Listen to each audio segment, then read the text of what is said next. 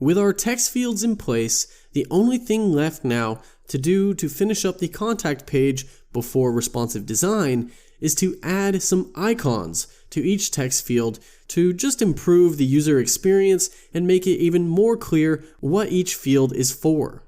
I also just really like the style that this provides, and I think you'll probably want to use it on your own applications, and it's also helpful for other things like adding a $ for fields where you're entering prices. So this is a really handy thing that Material UI provides for us. So let's head on over to the code editor to check it out.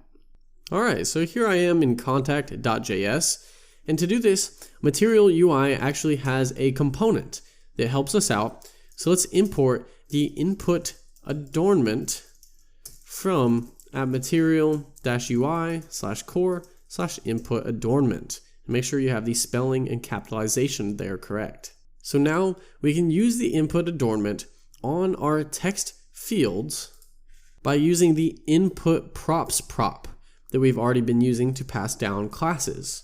So if we go ahead, add a comma after this, and then we can add, you can either do a start adornment,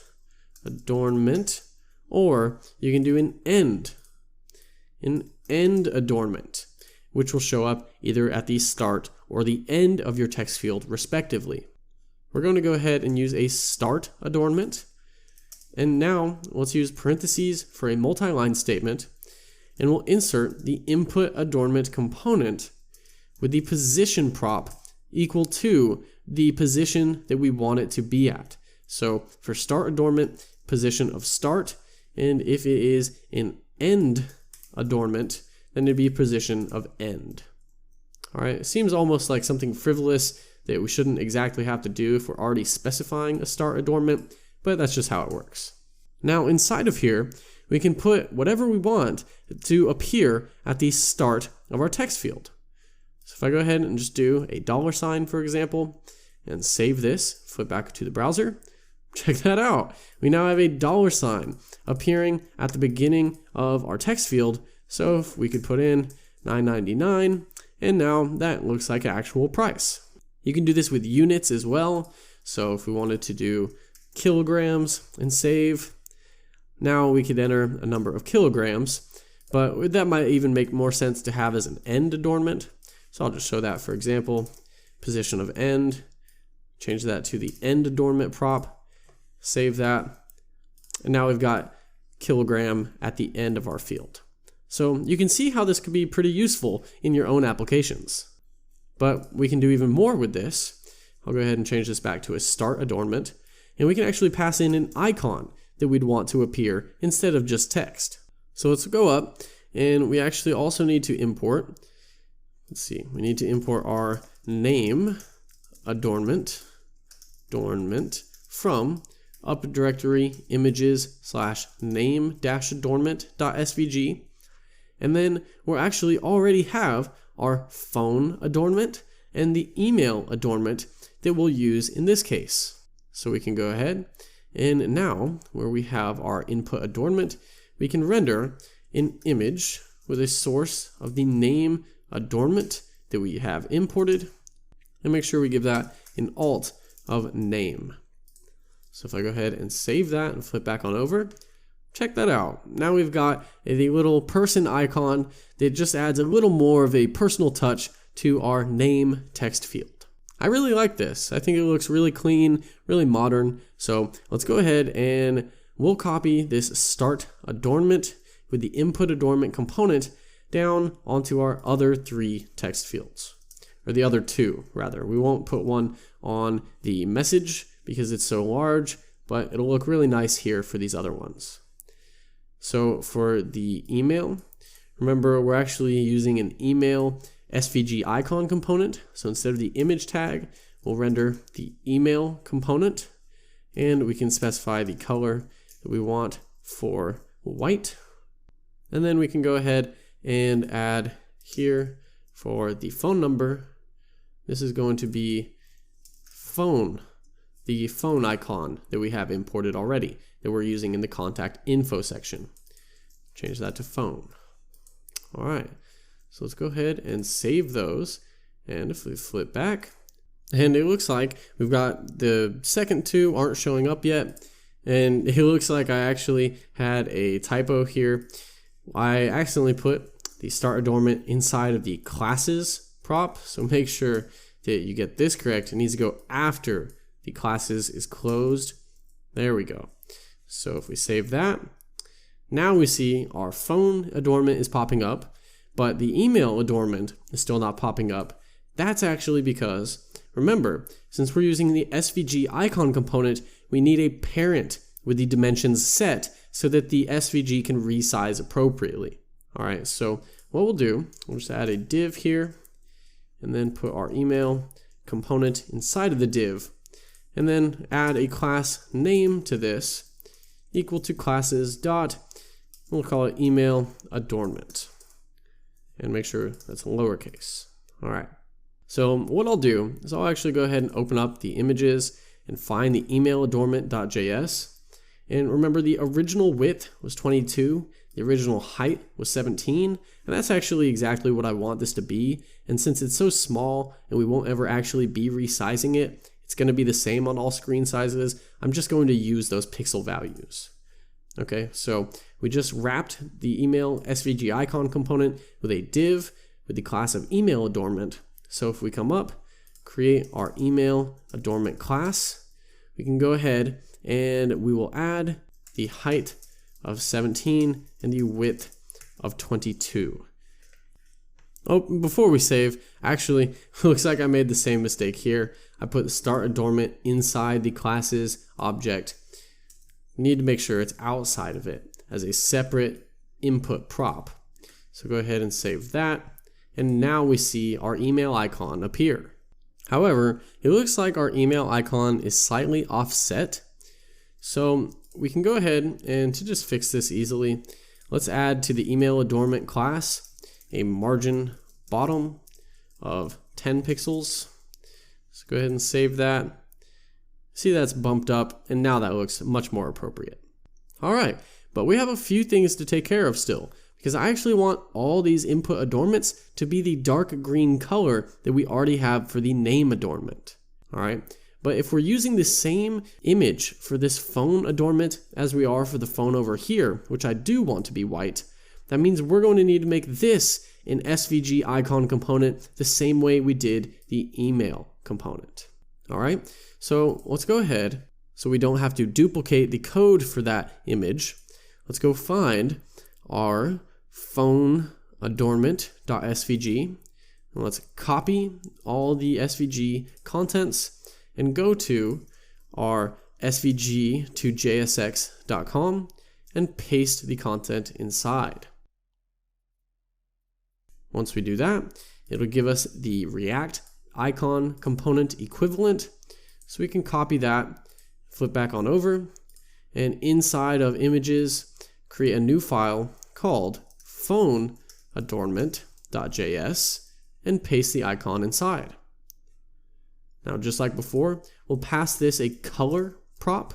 So we'll destructure that out and then set the stroke equal to the color that we pass it, or have it just default to the white color.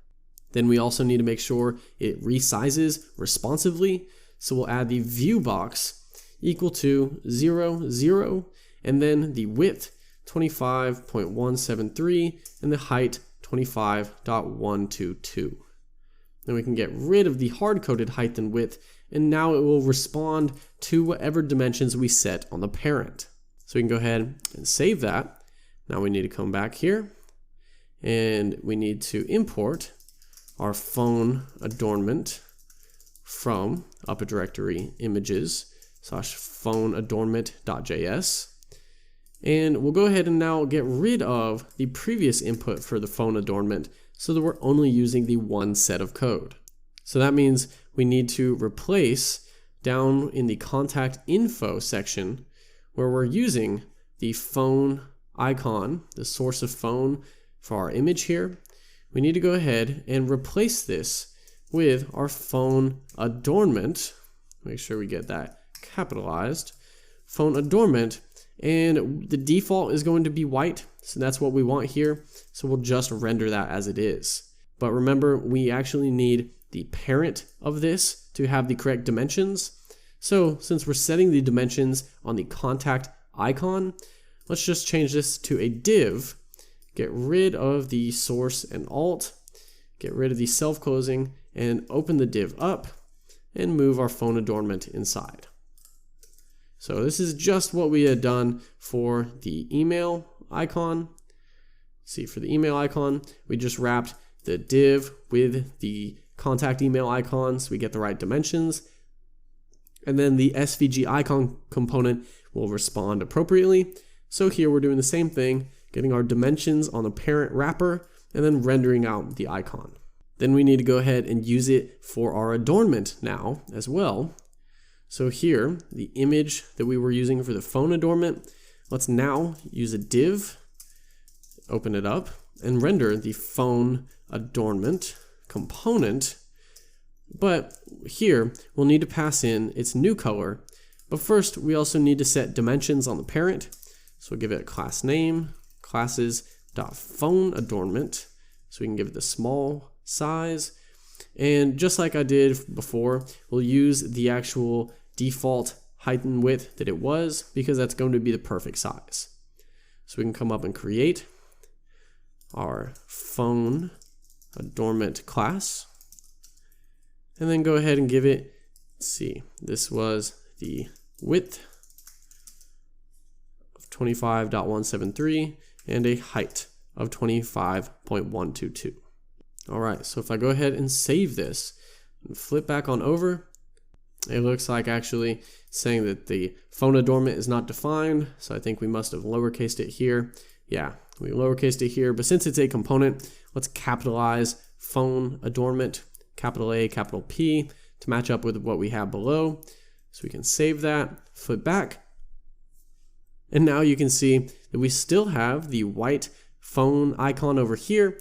And now we also have the white phone icon here, but it's smaller and now both coming from our SVG icon component. So now we just need this phone component to actually be the dark green color from our theme.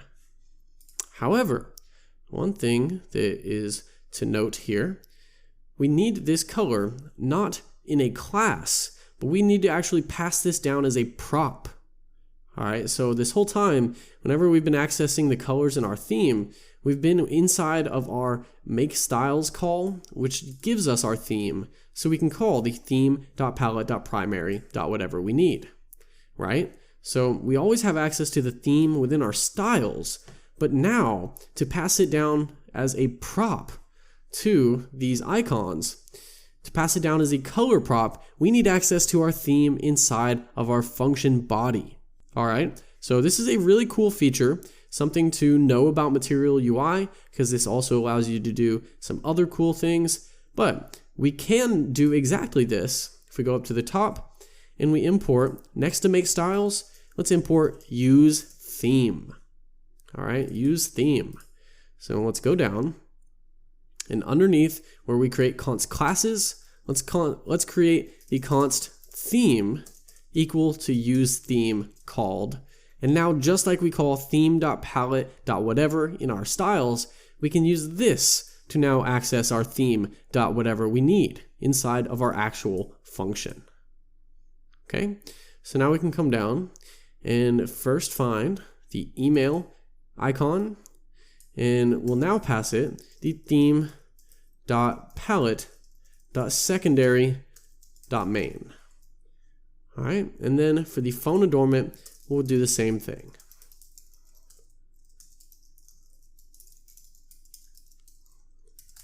All right, so now if we go ahead and save this and flip on over, we see that instead of the white default icons, we now get the dark green customized SVG icons while they're still being reusable, as we're reusing them over here for the white variants. So that's a really cool function of Material UI, and it allows you to access all the parts of your theme inside of your function, which allows for some really interesting behavior, but it's especially useful for passing down our theme colors as props. I hope you can now also see really why it's so powerful and convenient for us to be able to set up our images as SVG icon components, so that instead of having to have this white envelope and the white phone and then a green envelope and the green phone, we can just have one customizable SVG icon component that we can now reuse and resize throughout all of our application. This looks really great. This is exactly what we wanted from the design file. So let's go ahead, and in the next video, we will finish up with some functionality for this form so that whenever a user types in here, we're going to make sure that these are valid values. So we'll make sure we're putting in a valid email, Zachary at varx. We want it to actually let us know that this is a valid email. And if it's not, so say we forget the .com, then it should give us an error here. So we'll come around in the next video and see how to do that.